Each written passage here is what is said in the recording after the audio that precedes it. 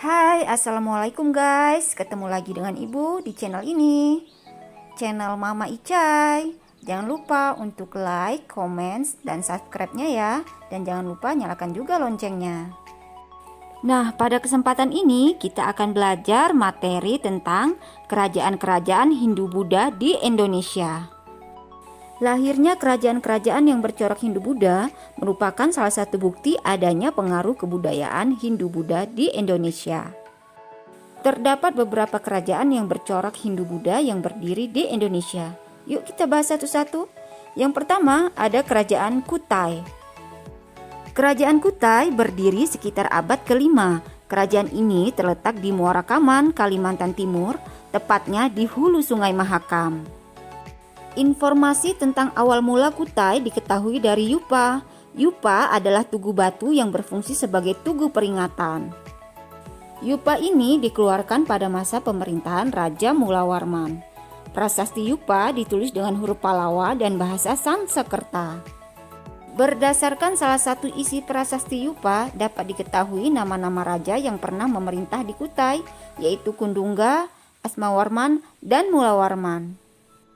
Kundungga mempunyai anak bernama Asmawarman dan cucunya yang bernama Mulawarman. Kemudian satu di antara yupa di kerajaan Kutai berisikan keterangan bahwa Raja Mulawarman telah memberikan sedekah 20.000 ekor sapi kepada para Brahmana. Hal ini menjelaskan bahwa kegiatan ekonomi yang dilakukan oleh masyarakat Kutai adalah usaha peternakan. Selain itu, mereka juga melakukan kegiatan pertanian dan perdagangan. Kemudian kerajaan yang bercorak Hindu-Buddha yang kedua yaitu Kerajaan Tarumanegara. Kerajaan ini merupakan kerajaan tertua di Pulau Jawa yang diperkirakan berdiri pada abad ke-5 Masehi. Berdasarkan catatan sejarah dan peninggalan artefak di sekitar lokasi kerajaan, terlihat bahwa Kerajaan Tarumanegara adalah kerajaan Hindu beraliran Wisnu. Sumber sejarah mengenai kerajaan Tarumanegara diketahui dari prasasti-prasasti yang ditinggalkannya. Prasasti tersebut menggunakan huruf Palawa dan bahasa Sanskerta. Saat ini ada ditemukan 7 buah prasasti, yaitu Prasasti Kebun Kopi, Prasasti Citerun, Prasasti Pasir Awi, Prasasti Jambu, Prasasti Muara Cianten, dan Prasasti Tugu. Sumber lain tentang kerajaan Tarumanegara diperoleh dari catatan seorang musafir Cina yang bernama Fahin dalam perjalanan ke India singgah di Yepoti atau Pulau Jawa. Dari sumber-sumber tersebut dapat diketahui mata pencarian masyarakat Tarumanegara adalah bertani dan berdagang. Menurut berita yang ditulis Fahin, barang yang diperdagangkan adalah cula badak, kulit penyu, dan perak.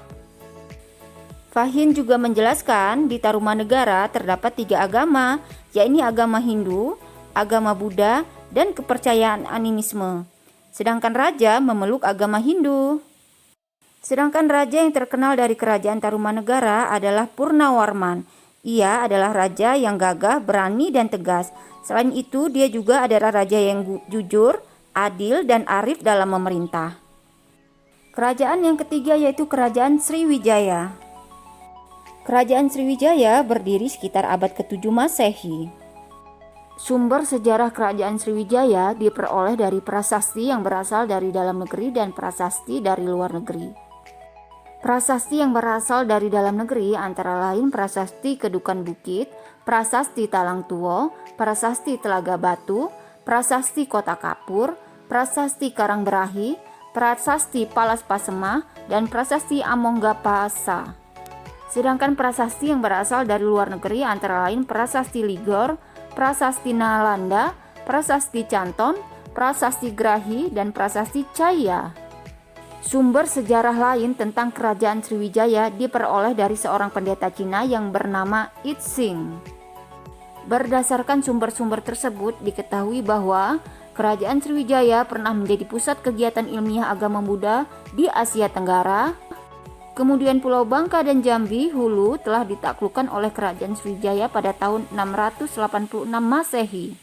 Diketahui pula pada awal abad ke-11, Raja Rajendra Chola dari kerajaan Chola Mandala, India, melakukan penyerbuan besar-besaran ke wilayah Sriwijaya. Penyerbuan tersebut dapat dipukul mundur namun berhasil melemahkan kerajaan Sriwijaya. Kerajaan Sriwijaya diperkirakan terletak di Palembang, di dekat pantai dan di tepi Sungai Musi. Masyarakat Sriwijaya hidup dengan bertani, namun mata pencaharian pokok masyarakat Sriwijaya adalah perdagangan. Untuk memperkuat kedudukannya, Sriwijaya membentuk armada angkatan laut yang kuat, sehingga Sriwijaya mampu menguasai kawasan perairan Asia Tenggara, perairan di Laut Natuna, di Selat Malaka, Selat Sunda, dan Laut Jawa. Kerajaan Sriwijaya merupakan pusat agama Buddha Mahayana di Asia Tenggara. Raja yang terkenal dari kerajaan Sriwijaya adalah Balaputradewa. Ia memerintah sekitar abad ke-9 Masehi. Pada masa pemerintahannya, Sriwijaya mencapai masa kejayaannya. Daerah kekuasaan kerajaan Sriwijaya antara lain yaitu di Sumatera dan pulau-pulau di sekitar Jawa bagian barat, sebagian Jawa bagian tengah, sebagian Kalimantan, dan semenanjung Melayu.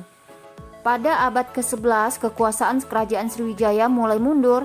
Salah satu penyebabnya adalah penyerbuan besar-besaran ke wilayah Sriwijaya oleh Raja Rajendra Chola dari Chola Mandala. Kerajaan Chola Mandala melakukan 2 kali penyerangan, yang pertama pada tahun 1017 Masehi, kemudian yang kedua pada tahun 1025 Masehi. Dan pada tahun 1377, armada Laut Majapahit menyerang Sriwijaya. Serangan ini mengakhiri riwayat kerajaan Sriwijaya. Selanjutnya yaitu Kerajaan Mataram kuno. Kerajaan ini berdiri pada pertengahan abad ke-8.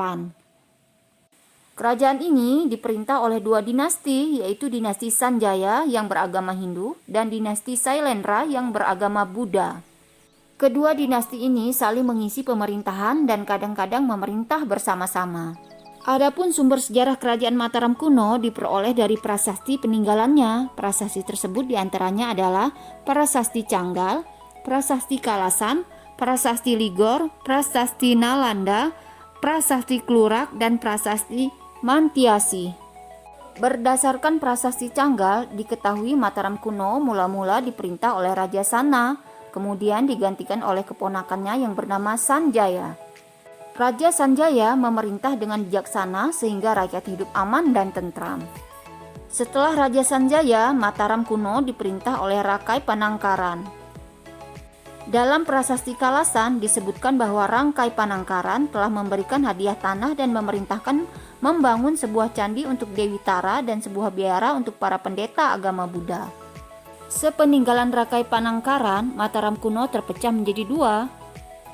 Satu pemerintahan dipimpin oleh keluarga Sanjaya yang menganut agama Hindu, berkuasa di daerah Jawa bagian selatan.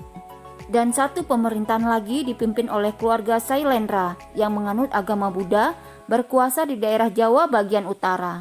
Namun, perpecahan tersebut tidak berlangsung lama.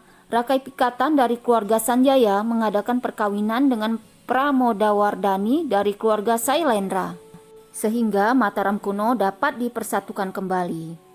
Kemudian sepeninggalan Rakai Pikatan, Mataram kuno diperintah oleh Dyah Balitung. Ia memerintah pada tahun 898 sampai 911 Masehi. Pada masa pemerintahannya, Mataram kuno mencapai puncak kejayaan. Raja-raja yang memerintah Mataram kuno selanjutnya yaitu Raja Daksa memerintah tahun 910 sampai 919 Masehi. Kemudian Raja Tulodong memerintah tahun 919 sampai 924 Masehi. Dan Sri Maharaja Rakai Wawa memerintah tahun 924 sampai 929 Masehi. Pada masa pemerintahan Sri Maharaja Rakai Wawa terjadi bencana meletusnya Gunung Merapi yang memporak-porandakan daerah Jawa Tengah. Sehingga Empu Sindok sebagai pejabat dalam pemerintahan Sri Maharaja Rakai Wawa memindahkan pusat kerajaan ke Jawa Timur. Selain karena bencana alam, perpindahan ini disebabkan juga oleh serangan-serangan dari Sriwijaya ke Mataram.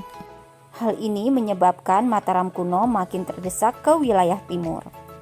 Sedangkan kehidupan ekonomi masyarakat Mataram kuno bersumber dari usaha pertanian dan kehidupan maritim.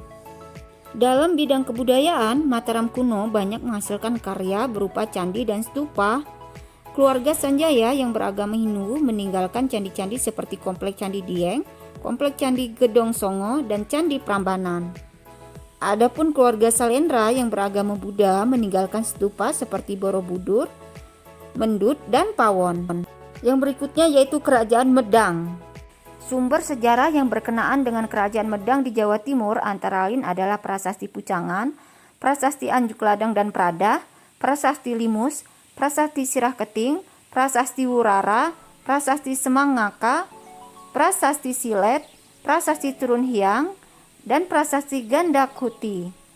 Pendiri Kerajaan Medang adalah Empu Sindok sekaligus sebagai raja pertama dengan gelar Sri Maharaja Rakaihino Sri Isana Wikrama Dharma Tunggadewa. Beliau memerintah dari tahun 929 sampai 948 Masehi.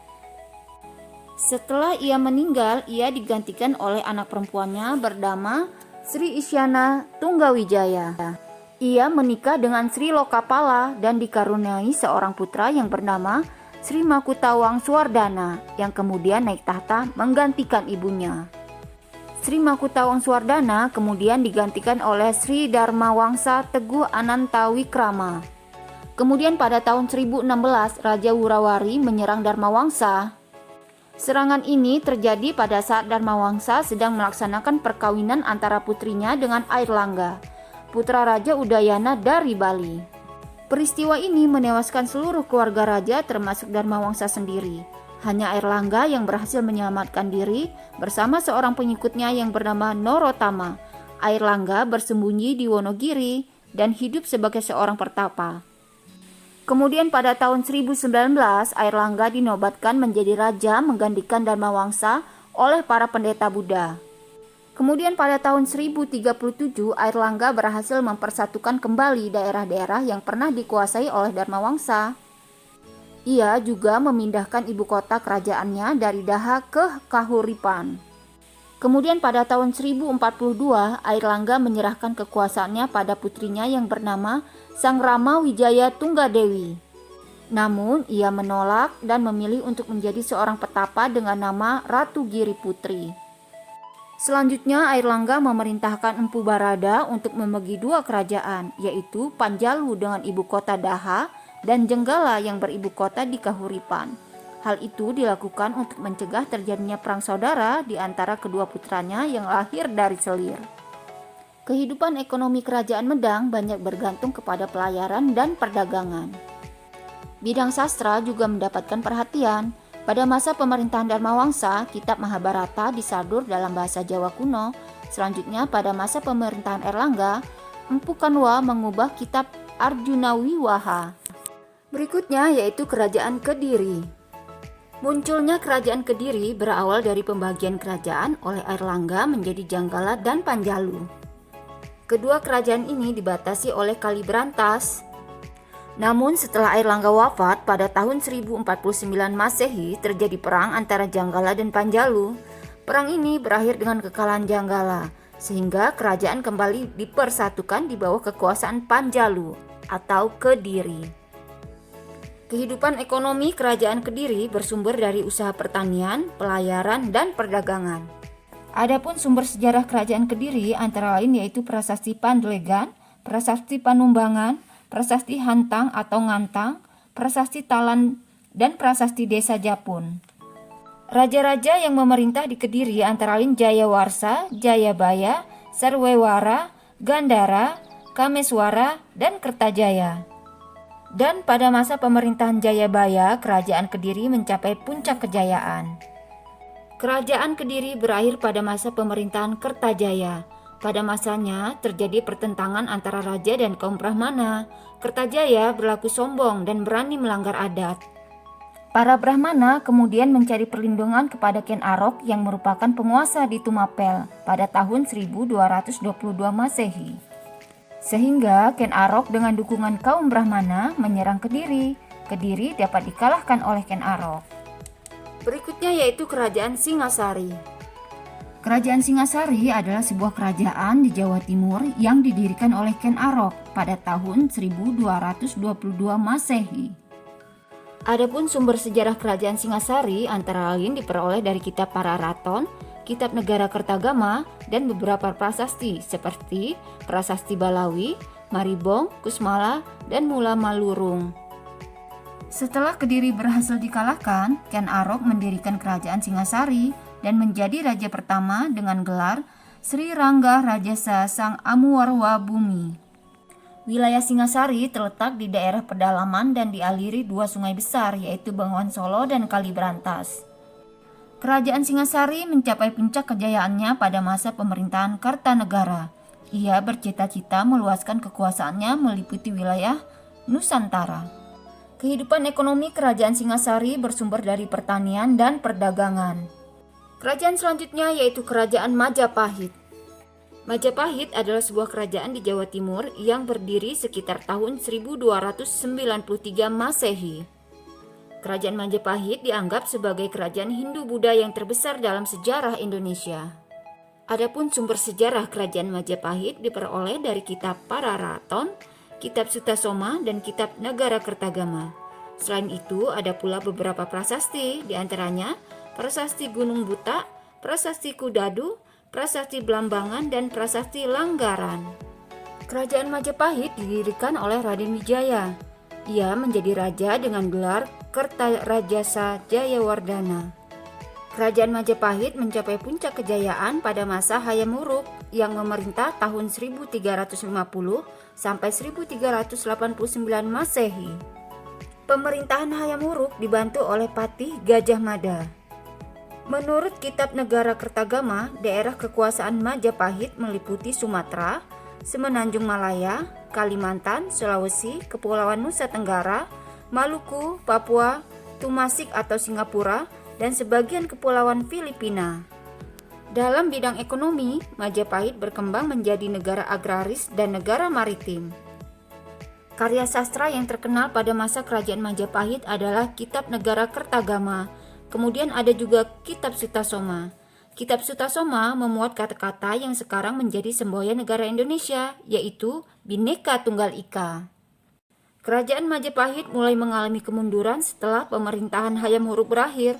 Raja-raja yang berkuasa tidak mampu mengembalikan kerajaan Majapahit. Di samping itu, terjadi perang saudara yang dikenal dengan Perang Paragrag pada tahun 1401 sampai 1406 Masehi, menyebabkan kekuatan Majapahit melemah. Selain disebabkan oleh itu juga, mundurnya kerajaan Majapahit disebabkan oleh meluasnya pengaruh Islam pada saat itu. Kerajaan Majapahit akhirnya runtuh setelah mendapat serangan pasukan Demak di bawah pimpinan Adipati Unus. Nah, itu tadi kerajaan-kerajaan yang bercorak Hindu-Buddha di Indonesia. Terima kasih sudah menyimak. Assalamualaikum.